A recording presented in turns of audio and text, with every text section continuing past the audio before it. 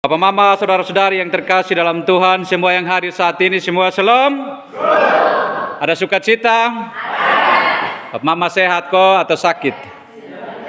Ya, bagi saya, Bapak Mama semua yang hadir ini pasti sehat. Ya, ada sukacita, ada bahagia. Bapak Mama dalam minggu sengsara yang kelima saat ini, kita dituntun dengan sebuah tema yaitu mencari dan menyelamatkan yang hilang. Mencari dan menyelamatkan yang hilang. Bapak Mama, saudara-saudari,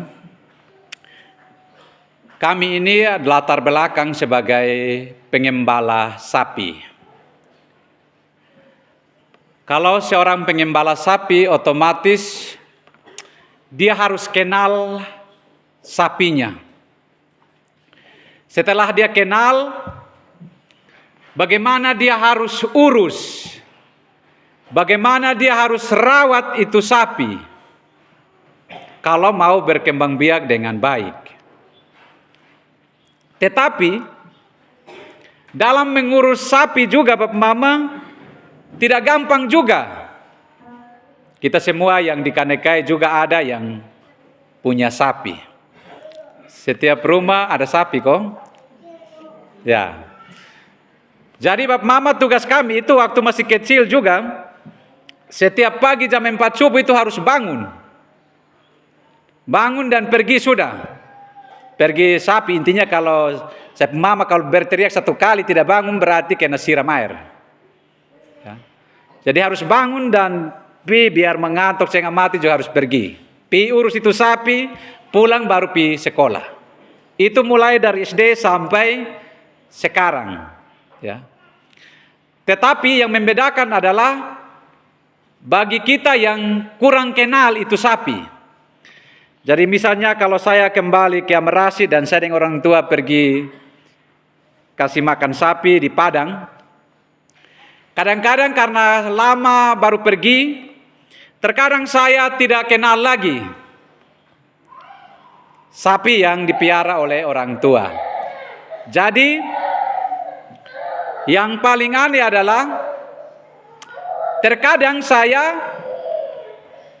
kasih pindah orang punya sapi.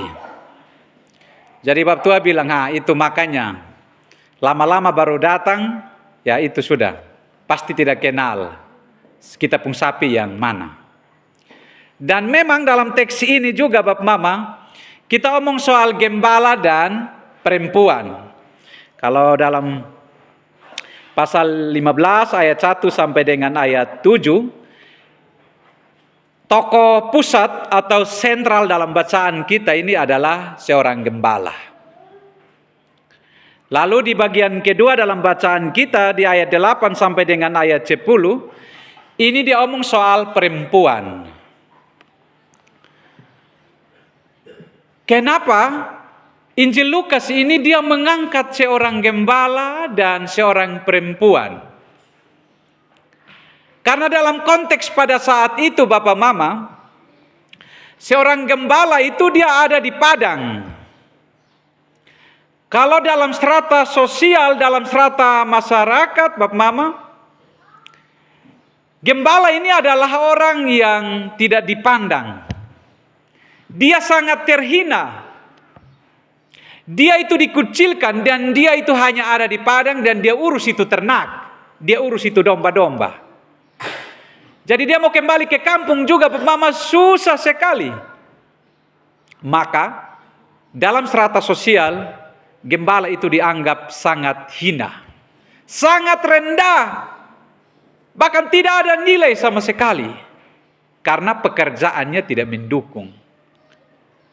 Lalu bagaimana dengan kisah Injil Lukas menempatkan cerita yang kedua dalam teks kita soal perempuan? Kalau dalam kehidupan orang Yahudi Bapak Mama, perempuan juga tidak punya hak. Karena pada zaman itu sifat patriarkal.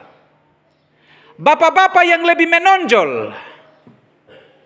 Dan perempuan tidak dianggap.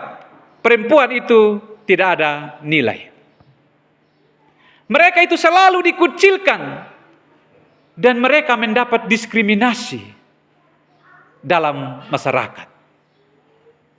Kalau perempuan omong bilang diam, kamu tidak punya hak. Saya berpikir juga Bapak Mama, status-status demikian pun juga masih melekat dalam diri kita juga. Terkadang kita tidak memberi ruang untuk perempuan omong. Coba Bapak Mama perhatikan masalah urusan adat. Berapa banyak perempuan yang ada di depan dan omong? Pasti saya mau omong, perempuan urus di dapur sana. Ini urusan laki-laki, bukan urusan perempuan. Itu urusan adat. Makanya dalam urusan gereja dibilang, sudah, mama yang pergi ibadah saja, bapak jaga rumah. Kalau urusan adat bilang, mama jaga rumah saja, kami yang pergi. Ya. Bapak mama, dalam konteks kehidupan yang dialami oleh orang Yahudi, persis sama juga dengan kita. Kita selalu mengukur orang itu dari strata sosial. Apakah dia tuan tanah? Apakah dia itu raja? Biasa di timur bilang usif. Itu orang-orang yang terpandang. Tapi kalau di dalam konteks komunitas, dia adalah suku yang tidak terpandang, marga yang kecil misalnya, itu tidak akan disebut namanya. Dan itu pasti tidak dapat tempat di dalam masyarakat. Maka dalam cerita ini Bapak Mama, Injil Lukas mau tempatkan seorang gembala dan seorang perempuan. Bahwa gembala mereka bekerja di padang, di tempat yang sunyi. Walaupun dianggap dalam masyarakat mereka itu rendah dan tidak punya nilai. Mereka itu adalah orang-orang yang termarginal, orang-orang yang disingkirkan. Tetapi bagi Lukas dalam cerita ini, mereka itu adalah punya nilai yang sama seperti kita semua. Nah, kita ngomong soal mencari dan menyelamatkan yang hilang. Siapa yang hilang? Kalau dalam persekutuan gereja Bapak Mama, pasti yang hilang itu kita omong soal jemaat. Yang hilang. Yang belum sama sekali belum pernah datang dan beribadah kepada Tuhan, dia adalah orang-orang yang termasuk yang hilang. Lalu bagaimana dengan pendeta, penetua, diaken, pengajar? Mereka aman-aman saja. Apakah mereka juga tergolong dengan orang yang hilang atau mereka tidak termasuk? Bagi saya, Bapak Mama, saudara-saudari yang terkasih dalam Tuhan, yang hilang ini Bapak Mama kita semua, termasuk kami pendeta, penetua, diaken, pengajar, itu juga termasuk orang-orang yang hilang. Itu termasuk orang-orang yang berdosa. Tidak ada orang yang bilang tidak berdosa. Semua itu orang yang berdosa. Maka karena semua itu adalah orang yang berdosa, maka pantas dia harus dicari untuk datang kepada Tuhan. Jadi kalau misalnya pendeta juga mengabaikan tugas dan pelayanan, dia hilang. Itu berarti dia adalah domba yang hilang juga. Dia adalah gembala yang hilang. Penatua pun juga Bapak Mama tidak ingat tugas juga, diaken, pengajar. Badan pengurus pun juga begitu Bapak Mama. Kalau hilang dari pelayanan berarti dia adalah termasuk orang-orang yang hilang dari persekutuan.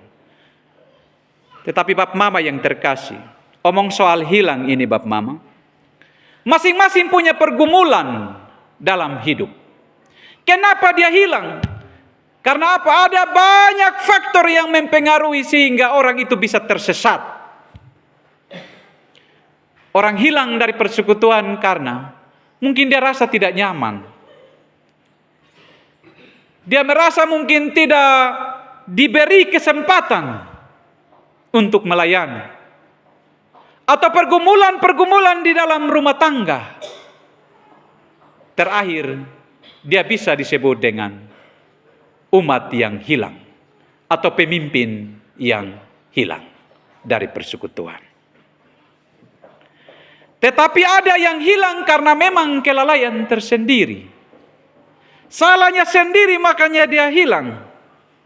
Karena dia terjebak dengan hal-hal dunia yang mengikat dia untuk tidak mau ada kesempatan untuk berjumpa dan bersekutu dengan Tuhan. Tetapi ada juga pemimpin atau jemaat yang hilang karena dipengaruhi. Jadi Bapak Mama yang terkasih, orang yang hilang ini banyak faktor yang mempengaruhi.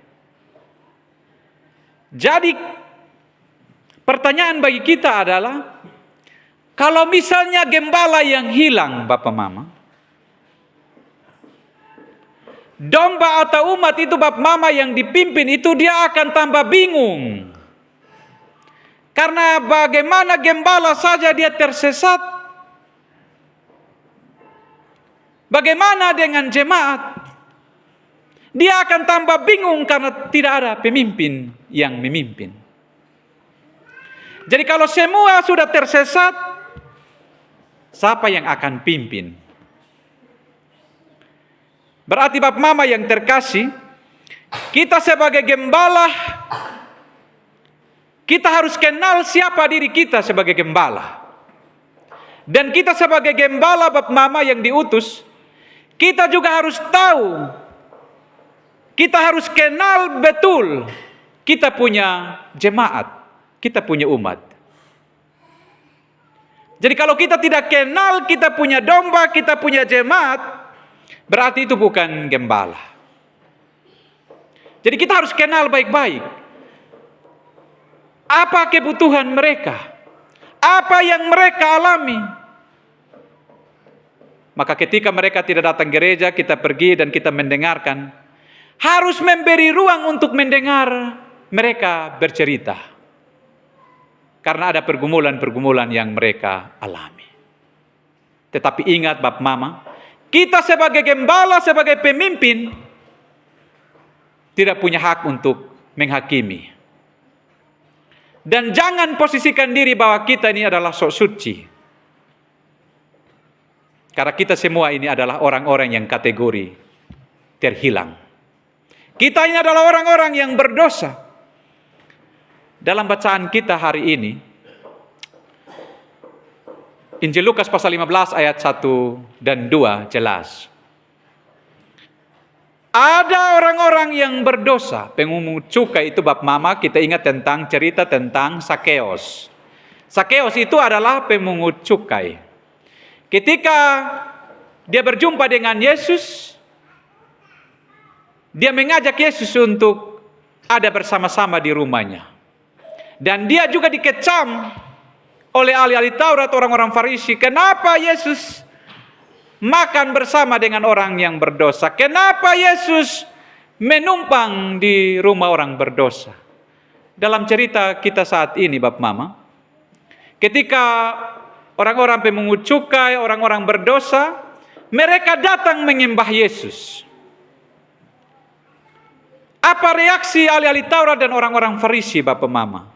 Rupanya mereka tidak setuju. Tidak setuju dengan mereka punya kehadiran. Mereka itu adalah orang yang berdosa. Mereka tidak pantas untuk makan bersama-sama dengan Yesus. Jadi dalam pengajaran mereka itu Bapak Mama, mereka harus menghindar dari orang-orang yang berdosa. Orang-orang yang hilang, mereka itu harus menjauhkan diri mereka. Tidak boleh menyentuh. Duduk dekat saja tidak boleh Bapak Mama, apalagi menyentuh tubuhnya. Itu berarti najis. Yesus mau rubah mereka punya konsep pemahaman yang keliru. Ya. Jadi Bapak Mama, ahli-ahli Taurat dan orang Farisi di sini dalam teks kita, mereka memposisikan diri bahwa mereka itu adalah orang-orang yang paling benar. Mereka itu adalah orang-orang yang paling benar. Jadi mereka menjauhkan diri mereka dari orang-orang yang hina. Orang-orang yang tidak dianggap dalam masyarakat. Orang-orang yang berdosa. Mereka itu jauhkan mereka. Tetapi Bapak Mama yang terkasih, dalam teks ini Bapak Mama, justru kehadiran Yesus itu mencari orang-orang yang hilang seperti itu. Yesus bergaul dengan mereka, tidak ada tembok pemisah di antara mereka. Mungkin dalam kehidupan kita Bapak Mama, kadang kita posisikan diri kita ini adalah orang-orang yang dekat dengan Tuhan. Orang-orang yang selalu beribadah kepada Tuhan. Orang-orang yang selalu setia di dalam pelayanan. Jadi terkadang kita posisikan diri kita bahwa kita ini adalah orang-orang yang suci. Orang-orang yang benar di hadapan Tuhan. Jadi ketika kita melihat sesama kita yang mungkin selama ini tidak datang beribadah, kita berpikir mungkin dia ini tidak layak. Tetapi ingat Bapak Mama, ketika yang hilang itu datang kepada Tuhan, ada sukacita besar. Amin Bapak Mama. Amin. Ya. Jadi yang hilang itu ketika dia sadar dan dia kembali dan dia datang kepada Tuhan, ada sukacita yang besar. Bagi kita itu Bapak Mama hal biasa. Itu hal biasa. Bagi kita Bapak Mama mungkin satu hilang di antara kita itu hal biasa. Makanya dalam cerita teks ini, dari 100 domba itu, jika ada satu yang hilang, maka kamu akan tinggalkan yang 99 dan kamu akan pergi mencari yang satu yang hilang. Dan dalam teks bagian kedua berbicara soal perempuan, dia memiliki 10 dirham. Dan ketika satu hilang, dia akan mencari. Karena apa Bapak Mama yang terkasih? Mungkin bagi orang satu itu tidak bermakna. Tetapi kalau bagi pemilik sesungguhnya Bapak Mama, itu sangat mahal. Itu punya nilai yang mahal dan harus dicari. Jadi Bapak Mama yang terkasih dalam Tuhan, dalam kehidupan kita pun juga di jemaat pun juga demikian Bapak Mama. Yang belum datang untuk beribadah kepada Tuhan, mereka itu adalah orang-orang yang punya nilai dan sangat mahal bagi Tuhan. Karena mereka itu mahal, maka sebagai gembala harus mencari. Supaya bawa kembali dan menyatukan di dalam persekutuan. Jadi ketika dia datang Bapak Mama, orang-orang yang terhilang dan datang dalam persekutuan bersama, kita juga akan bersukacita. Apalagi Tuhan yang empunya pelayanan. Apalagi Tuhan yang menciptakan kita segambar dan serupa. Dia akan senang dan bersukacita karena anaknya yang hilang telah kembali. Makanya Bapak Mama kita lihat dalam bacaan kita selanjutnya di ayat 11, ini omong soal perumpamaan tentang anak yang hilang. Omong soal anak bungsu, anak sulung. Anak bungsu ini dia berfoya-foya dengan dunia. Tapi ketika dia sadar dan kembali Bapak Mama, justru Tuhan menyambutnya dengan sukacita. Walaupun kakaknya protes.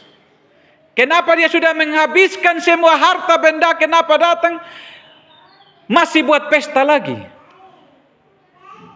Jadi Bapak Mama, saudara-saudari yang terkasih, ketika kita hilang dari persekutuan Bapak Mama, Tuhan tidak akan memperhitungkannya. Ketika kita sadar dan bertobat dan kembali datang kepada Tuhan, justru Tuhan akan menerima kita dengan sukacita. Tuhan senang bahwa yang hilang itu telah kembali. Maka tugas kita ini Bapak Mama, saudara-saudari, bagaimana yang hilang itu kita bisa temukan. Bagaimana yang hilang itu kita bisa temukan. Apakah duduk tenang di rumah, pangku tangan, kas naik kaki, lalu yang hilang itu akan datang. Kalau yang namanya sudah tersesat dan sudah jauh dari Tuhan Bapak Mama, sulit untuk dia kembali. Maka tugas kita sebagai pemimpin, sebagai gembala adalah mencari. Kalau mencari ini Bapak Mama, pekerjaan yang tidak gampang. Pekerjaan yang berat. Harus bergumul dengan Tuhan. Dan engkau pergi 1 kali, 2 kali, belum. Pergi terus Bapak Mama. Tapi kalau kita sudah bosan dan tidak pergi, kita bilang persetan sudah. Mau gereja, mau beribadah, tidak perlu. Itu berarti Bapak Mama, misi pelayanan kita belum berhasil. Jadi Bapak Mama, saudara-saudari yang terkasih di dalam Tuhan kita Yesus Kristus. Dari teks ini Bapak Mama kita belajar. Yang pertama, kita harus berhenti hidup di dalam kesombongan. Jangan sama seperti ahli-ahli Taurat dan orang-orang Farisi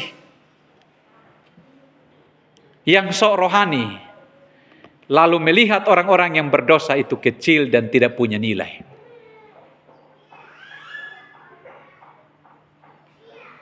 Bapak Mama, kalau kita sombong rohani, dalam pelayanan pasti kita jatuh. Dan dalam pelayanan kita benar-benar Bapak Mama, kita tidak akan melayani dengan maksimal. Karena kita posisikan diri kita sebagai bos, sebagai tuan yang memerintah. Tetapi kalau kita posisikan diri kita sebagai gembala yang diutus, sebagai hamba yang mau melayani, pasti akan berbeda. Yesus datang ke dunia bukan untuk dilayani, melainkan mau melayani. Jadi kita juga Bapak Mama, kita menjadi hamba itu Bapak Mama bukan tukang perintah. Tetapi bagaimana kita menjadi hamba ini kita harus kerja. Tetapi menjadi gembala harus menjadi gembala yang setia. Kita harus gelisah Bapak Mama. Seorang gembala itu dia harus gelisah. Dia harus tidak tenang dalam hidup, dalam pelayanannya kalau ada yang belum datang beribadah kepada Tuhan. Dia harus gelisah. Atau dalam pelayanannya pun Bapak Mama, kalau dia belum melakukan pelayanannya dengan baik, dia harus gelisah. Bahwa dia belum maksimal melakukan tanggung jawab. Karena gelisah itu Bapak Mama, membuat orang akan bertanggung jawab dengan tugas dan pelayanan. Yesus itu gelisah Bapak Mama. Dia adalah gembala yang baik, gembala yang agung, yang gelisah dengan domba-dombanya yang hilang. Maka dia harus mencari. Maka kita juga Bapak Mama harus gelisah. Kalau umat kita belum menikmati itu keselamatan, belum menikmati itu kebahagiaan, tugas kita adalah kita harus mencari untuk mengumpulkan di dalam satu kawanan, yaitu dalam satu persekutuan. Yang kedua Bapak Mama, pergi dan mencari yang hilang itu sedang mengajarkan kita tentang komitmen melayani. Pergi dan mencari yang hilang itu sedang mengajarkan kita tentang komitmen yang melayani. Oleh karena itu Bapak Mama yang terkasih dalam Tuhan, marilah kita sama-sama bergumul dalam persekutuan kita di jemaat ini. Kita sebagai gembala, mari kita koreksi. Apakah kita juga termasuk orang-orang yang hilang? Sehingga ada rekan kerja kita mencari kita? Dan kita juga jemaat juga kita harus koreksi bahwa apakah kita juga termasuk orang-orang yang terhilang. Bapak Mama, saudara-saudari yang terkasih. Jangan keraskan hatimu. Kalau Tuhan memanggilmu melalui hambanya yang diutus, jangan tunda nanti. Tetapi berilah dirimu untuk dipimpin oleh Roh Tuhan. Tuhan berkati firman-Nya. Amin.